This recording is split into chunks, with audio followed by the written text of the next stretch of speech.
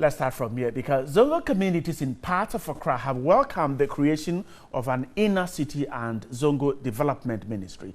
At the Medina Zongo, for instance, citizens are expecting that the ministry addresses issues like poor drainage and sanitation to make life easier for them.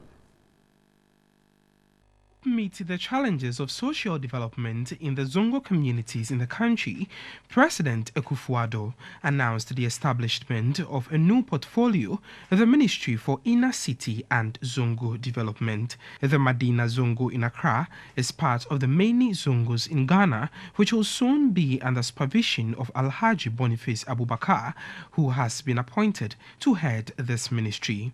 On our visit to the Zongo, the attention of the news crew was first drawn to the sanitation problem in the area.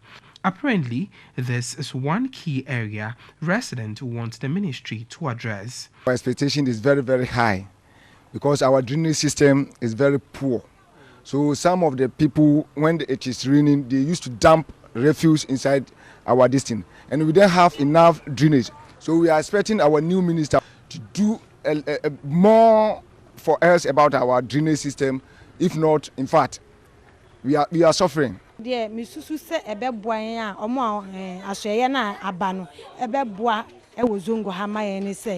whole of this area got flooded during the last downpour.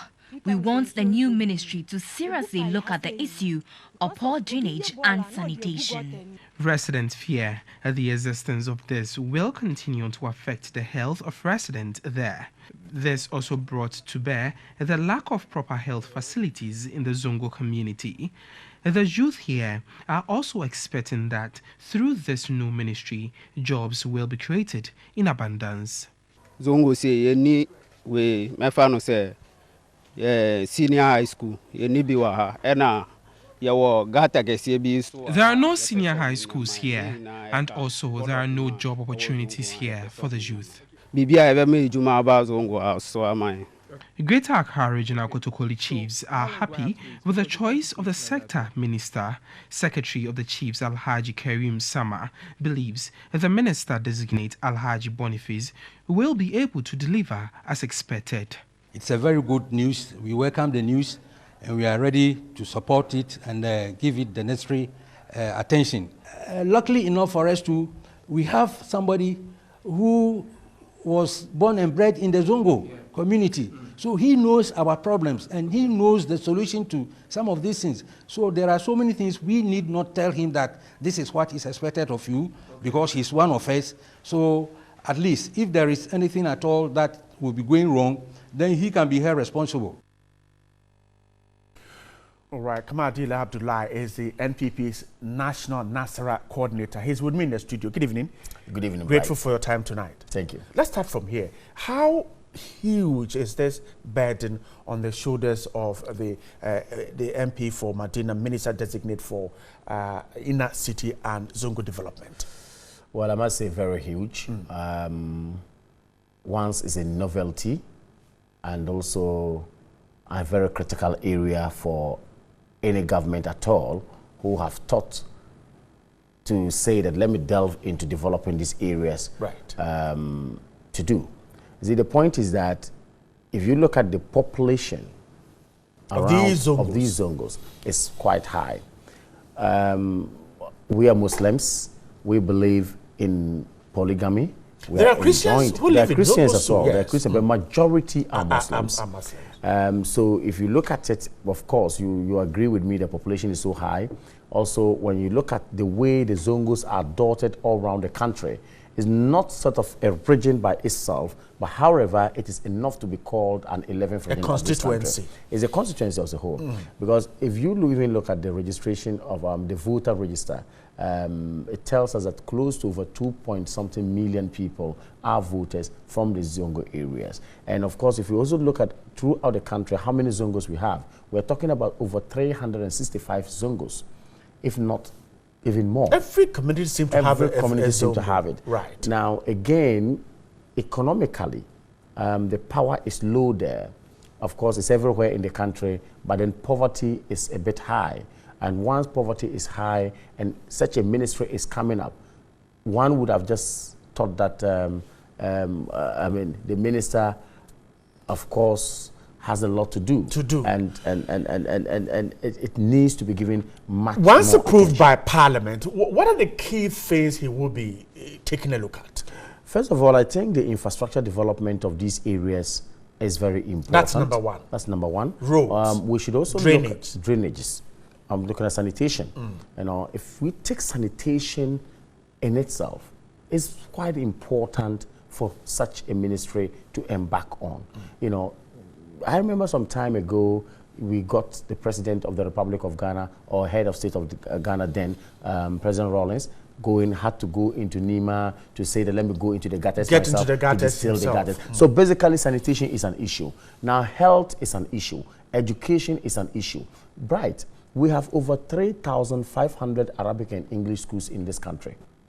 3,500 Arabic and English schools. And most of these Arabic and English schools are found there in the Zongos. Now, if we have such a ministry where education, of course, I believe they will work hand in hand with other ministries, because to ensure that some of these things are done smoothly, it will go fall into some other ministries like education and all that. I believe that there will be that relationship, working relationship with the inner city and Zongo development ministry, as well as some other ministries, to ensure that we achieve our goal as a government. I see. So a lot will have to be done. But now the ministry will go in there to deal with infrastructure. So provision of drainage, provision of schools if need be. Right. But the key thing have been the fact that the attitudes of people living in certain areas contribute to poor sanitation. The Zongos, we can't talk about that. How do we deal with that? I agree. You see, this is supposed to be generic. It's not just uniquely the Zongos alone. The attitude of the Ghanaian populace sometimes towards our own upkeep, I mean, is quite appalling to a very large extent. So when you say, talk of poor sanitation, you don't just say it's as a result of the attitude of people living in the Zongos. It is as a result of the attitude of people throughout the country. And how well are we going to look at it? I guess there's supposed to be a ministry that would look into community water and sanitation as well. Now, some of these things would have, like, once again, you know, would have to see some two ministries working together to have a relationship that would ensure that we achieve our goal as a government and as a country. So in dealing with attitudes, education is key here? Very key. You see, of course, very, very key. Publicity. The approach that we give to the people or the inhabitants of these areas. How well are we talking to them? How well are we putting things in place? And again, bear in mind, Bright, we have very fine laws sitting in our books, but yet they don't operate. We don't operationalize those laws. What happens to the town councils? What happened to the district assemblies where we are supposed to have sanitation outfits, where they are supposed to ensure that this, hitherto we have what we call the Sama, who were very effective. Are they all coming back under this process? Me, if I have my own way, we need to ensure that we stamp authority. We need to ensure that at least rules and regulations work in these societies. You don't just come and construct drainage and somebody come to pour rubbish or baggage, or garbage in there to block the drainage from flowing. So I think attitude is important. Let's wrap up our conversation.